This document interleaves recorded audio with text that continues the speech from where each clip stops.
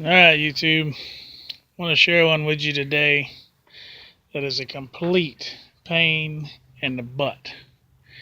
This AC right here is only just a couple years old.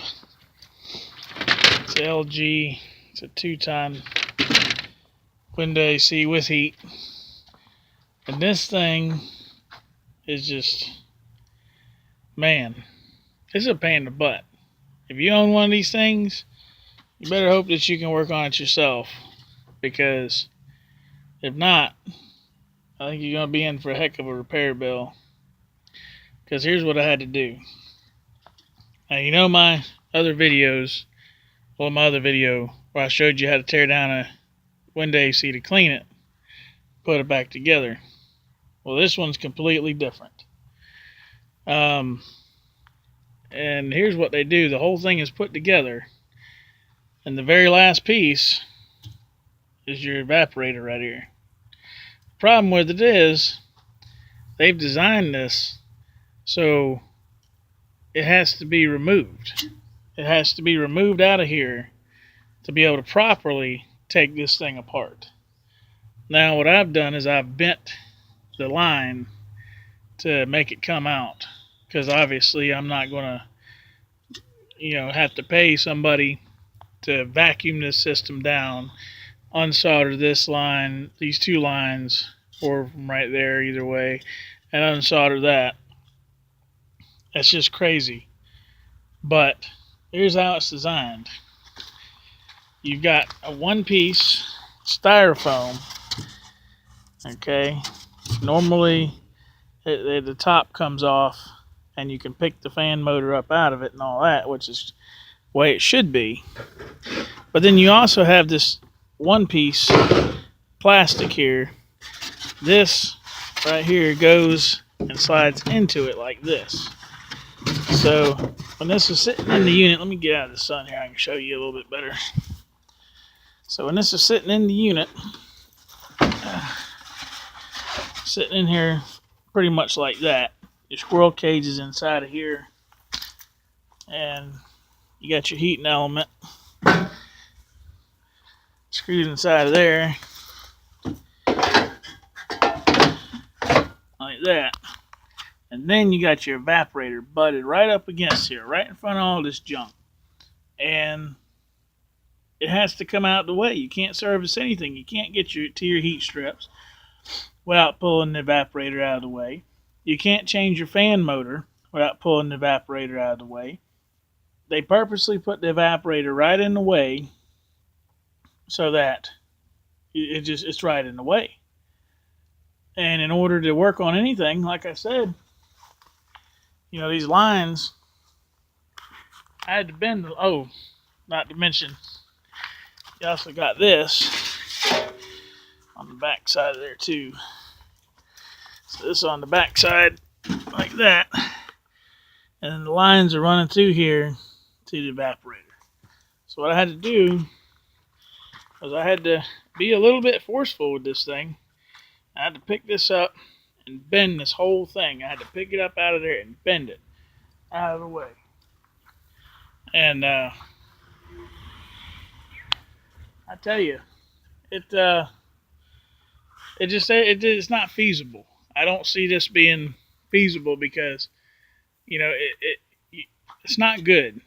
Number one, it's rough on the joint right here and right here. Could cause leaks. It's rough on all the joints. The other problem is, this unit's only a couple years old. This copper's still kind of soft and pliable. But as this unit gets older, as copper is going to get work hardened, basically what you're going to do is you're going to create leaks. Especially like right here too. This is going to be a bad joint. So there's not going to be too many times that you're going to be able to just,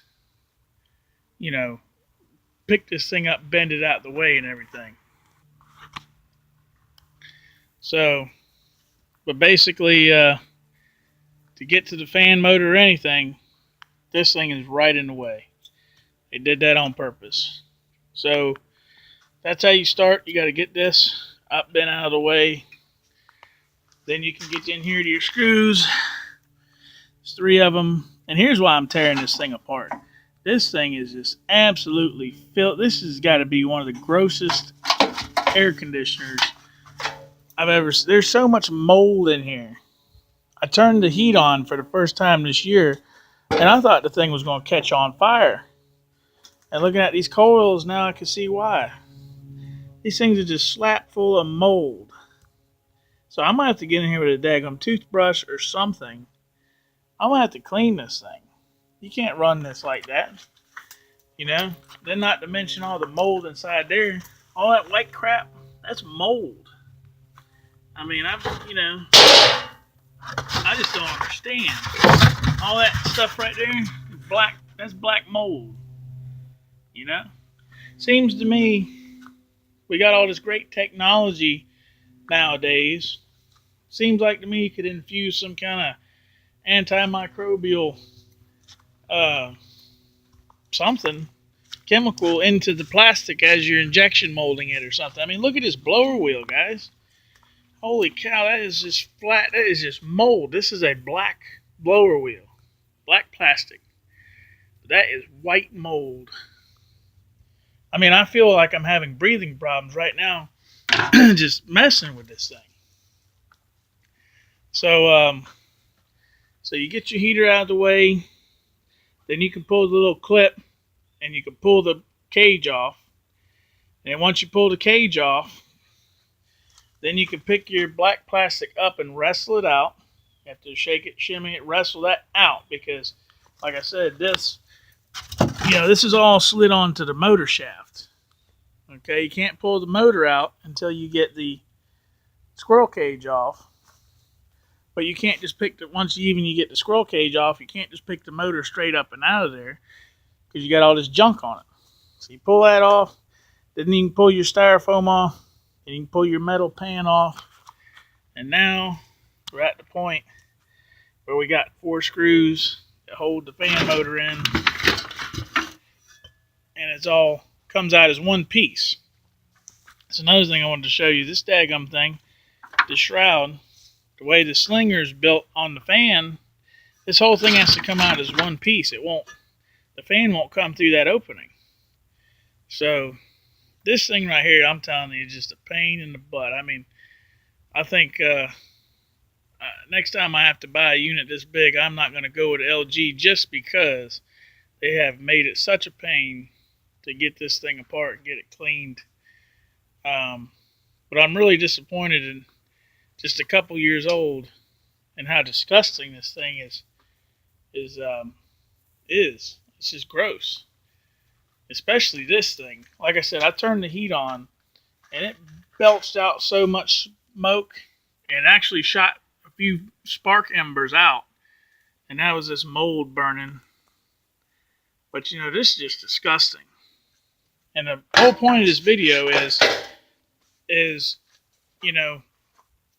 I doubt a technician is going to do like I did and they're going to bend this pipe and risk causing all these leaks. But there's no other way to do it. The only other way to do it is you're going to have to install a service port on here somewhere, more than likely on the low side. You're going to have to recover the refrigerant. Then you're going to have to unsolder this, okay? Then you do whatever you got to do. Then you got to put this thing back together. And you're going to actually have to install 2 service ports because technically when you're brazing, you're supposed to be flowing nitrogen through the system because there is no filter dryers built in on here. Looks like an accumulator over there, but there's no filter dryer. So if you braze this with no nitrogen, you're going to get all kind of junk inside that line. It's just going to stop the thing up anyway. So install 2 service ports. Then you got to charge the system again. You're talking a lot of money in just that. Never mind whatever it was that broke. If your fan motor goes out, that's what you got to do. You got to take this thing out. If your heater coils break, you need new heater coils. Oh, that's what you're going to have to do. You're going to have to take the evaporator off. It's going to be a crap load of money. So, to me, this is really just built as a throwaway system. I mean, The electronics are easy to get to. They sit right down in there. You can change that. You probably put a new compressor in here fairly easy. But as far as the fan motor and the heat coils go, man, that thing, I don't know. I'd be afraid to see what a repair bill would be on this unit if you were to do it the proper way. Now, hey, one of y'all let me know if you're an AC service tech and you say there's nothing wrong with bending copper lines out of the way. Well, then that's great. But it seems like to me that you're creating a lot of stress right here on this joint and on these two right here, bending this junk out of the way. And, how many times are you going to be able to bend that before it creates a leak? That's all I'm saying. All right, YouTube, there's my nightmare for the day.